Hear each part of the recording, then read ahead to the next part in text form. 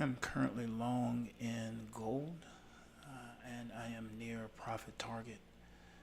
Profit target is 50.79, I believe 20, and we're just a couple of dollars away, less than a dollar right now, and price is consolidating just below profit target.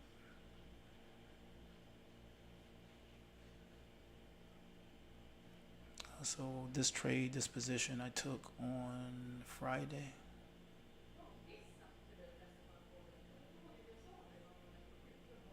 And that's take profit, order fill. So this was a 3-to-1 risk to reward ratio trade that I took this previous Friday. I'll walk you through this position here starting on the 4-hour chart.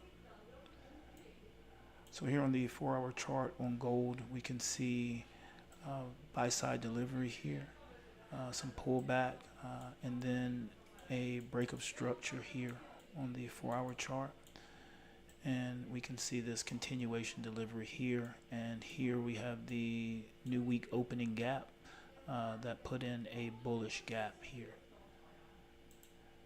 Then here on the 1-hour chart, we can see that same price action, buy side here, putting in a lower high, putting in a higher high, and then putting in a low here, and now we can see this breakout here, price action. And we can see the levels, the break of structure levels here on the 1-hour chart here. This continuation pattern here on the 1-hour chart. And then for my entry, you can see here price action delivers to the buy side, puts in this low here, and then let me actually drop down to the 5-minute chart here.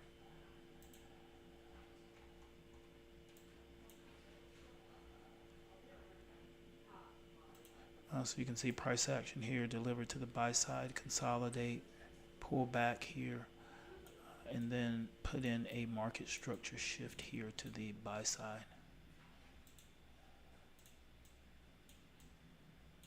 And with that, this created the price action for this new week opening gap here. And we can see since the new week opening gap, we can see buy side delivery here, some pullback and continuation here into my profit target. My stop loss was just below this swing low here on the 5-minute. My entry here at this market structure shift level, and my profit target up here at a 3-to-1 reward to risk ratio here.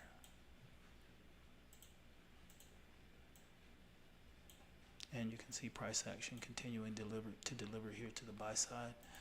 And I'm currently, or right now it is currently before the Asian kill zone here. So I would be looking for trades in this window here, but this is profit taking from a trade from my previous kill zone, which was the New York PM session here on Friday. One other position that realized today in crypto, in Bitcoin. So I had a long position in Bitcoin as well. That position failed. Where is it? Let's see here. It would have failed here. And let's see where that is on the 5-minute. Here, actually I can pull up the 15-minute here. Okay, here it is. So the fail would have been here.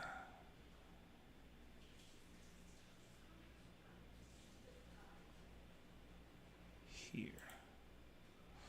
Okay. I'll walk you through this trade here on Bitcoin. So Bitcoin, all of at least the second half of last week here on the 4-hour chart,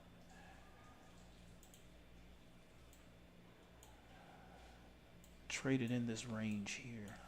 So no body candle closes except for here, no trending direction. And then you can see out of all of this consolidation over the course of the weekend, Bitcoin delivered to the sell side here. My long position was based off of the price action in this candle on the 4-hour chart. If I move this out of the way, this order block, you can see this wick here that sent price to the buy side here, created some buy side delivery, and right now price was in a downtrend, so this created a market structure shift on the 4-hour chart. So I was looking for bullish price action on the lower time frames.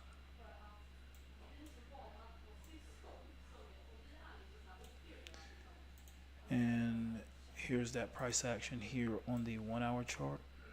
So price delivers to the sell side here, trading into this order block down here, then delivering to the buy side. I took an entry, and you can see this buy side delivery, and then price consolidates, and then here fails and delivers to a lower level. What I did not observe at the time, or at least what I was not trading based on my current parameters, as I've done some back testing and made some adjustments to my system. But here, this price action here creates a market structure shift to the buy side here, and creates this order block down here. But what happens is price returns in this following candle and closes below it, which would turn this into a breaker block, and then this breaker block fails here in this candle. So for me, this order block here would have already been spent, it would have been used, so I wouldn't want to use it again. And then I wound up using it again here. So I took a short here as price action was to the short side based on of this order block up here, and I took profit here before taking an entry here. But the issue, as I mentioned, with this already turning into a breaker block, and then that breaker block and that breaker block failing, this order block I would have considered already used. So when price traded down into it here, this would have not been an entry that I would take currently, just because the 1-hour order block had already been invalidated. So this is why I believe that this trade, even though it reacted, ultimately failed here and did not deliver. There was the possibility of taking a position in this order block, but I'm uncertain if the 5-minute order block was reached that would have given me an entry at all. But similar correlation with Ethereum. We'll take a quick look over, and just at the 1-hour chart. Actually the 4-hour is a bit more interesting, because there's a ranging price action here on the 4-hour. Ranging price action here on the 4-hour, but not any fair value gaps or no body candle closes happening other than right here. But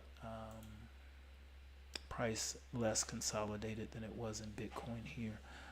And with that here on the hourly, let the platform reset here.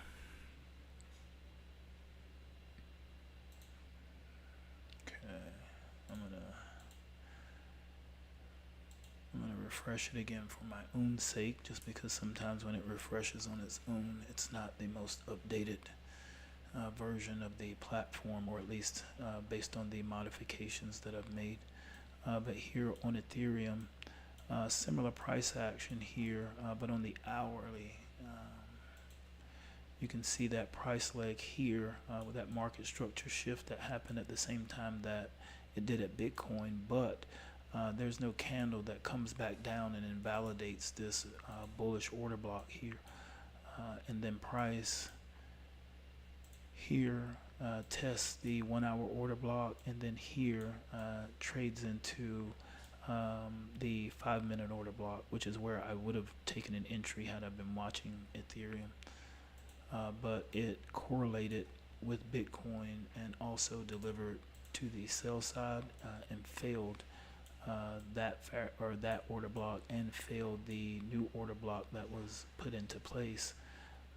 And then with that, actually, let me make this adjustment now.